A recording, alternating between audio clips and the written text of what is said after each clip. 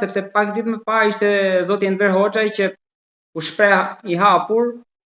pra për një koalicion me vetëvendosjen. Por kjo deklaratë e tij gjen mbështetje brenda PDK-s, por edhe forcat të tjera. Ka sinjale pozitive? Përveç PDK-s që shumë e saktë kjo që ju po e thoni, do të thotë zotri Enver Hoxha është një ndër eksponentët në Partinë Demokratike dhe në të njëjtën kohë sa ai po flit në një televizion, në të njëjtën kohë kishim kryetarin e PDK-s, Memli Krasniqin, i cili thoshte që asnjëherë nuk do të bëjnë koalicion me Lëvizjen Vetëvendosje dhe dua të shtoj për publikun që kryetari Krasniqi është rikonfirmuar para një jave, i është dhënë edhe një herë besimi për ta udhëhequr PDK-n. Dhe anën tjetër kishim Enver Hoxha i cili thoshte se është për koalicion me Lëvizjen Vetëvendosje. Të them të drejtën, për mua kjo nuk është diçka befasi dhe gjithmonë jam i thara asaj që brenda partive duhet të ketë edhe mendime ndryshe, por ja që në demokraci zakonisht me shumicë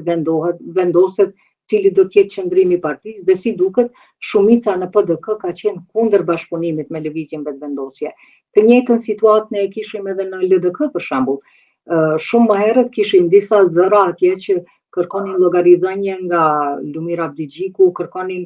ecje të proceseve, në një farë mënyre u la të kuptohet që ka zëra edhe aty që janë për bashkëpunim të LDK-s me Lëvizjen Vetëvendosje. Tani unë po besoj që të gjitha partitë politike të cilat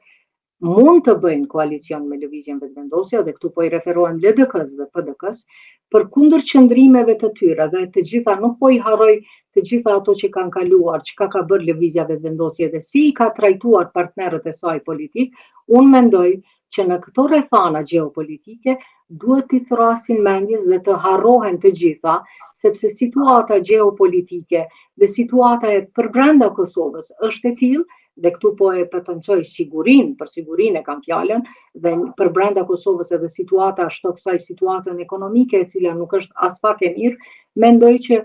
duhet të bëjnë një kompromis dhe të bashkëpunojnë. Madje kam qenë edhe i thare e idesë që të krijohet një qeveri gjithëpërfshirëse, ku përbrenda të ishte edhe Lëvizja Vetëvendosje. Dhe pse po e them? Arsyeja është që për një periudhë kohore, do të thotë derisa të vijë çështja e zgjedhjes së presidentës, të gjithë të jenë aty, në mënyrë që të gjithë të marrin pjesë në nënshkrimin e vendimeve të rëndësishme për Kosovën, që janë obligimet që kanë dalë nga marrëveshja e Brukselit dhe ajo e Ohrit, në mënyrë që të gjithë të jenë pjesëmarrës në atë vendimarrje, pasi të gjithë kanë qenë kontribues në një etapë të tyre politike në këto vendime. Sonja Shkodra, kam një pyetje për sigurinë. Trumpi e ka përmendur sërish dje Kosovën, ndërkohë që Kurti dje ka bërë disa paralajmërime për festën e sotme që po zhvillohet në Gazimestan për atë Vilodanit, ku sipas mediave në Prishtinë kemi dhe një arrestim deri tani. Ndërkohë që Vučić është përgjigjur duke ngritur pra retorikën. E gjitha kjo, në gjykimin tuaj, është më shumë retorika palët apo ka dhe diçka për t'u shqetësuar, nisur nga fjala e Trumpit?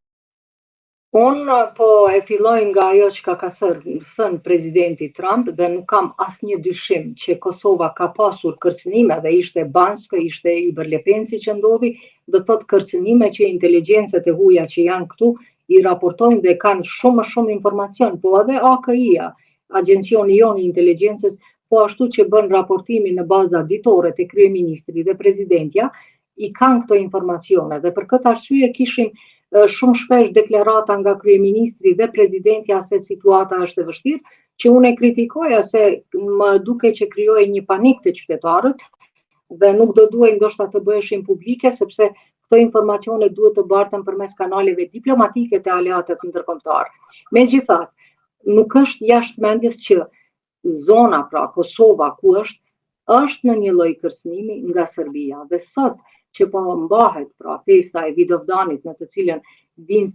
janë ftuar të vinë serbë nga Bosnia, nga Serbia, nga Malizi, që të festojnë këtu, do të thotë forca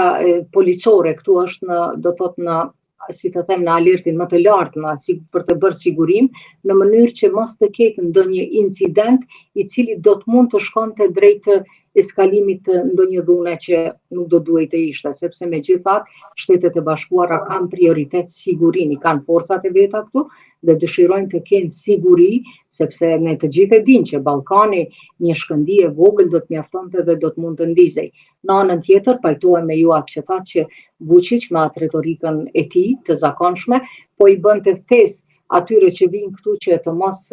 bëjnë do të thotë gjëra që do të mund të binin deri te arrestimi i tyre, që unë as pak nuk i besoj, sepse Vučićit i nevojitet një konflikt, një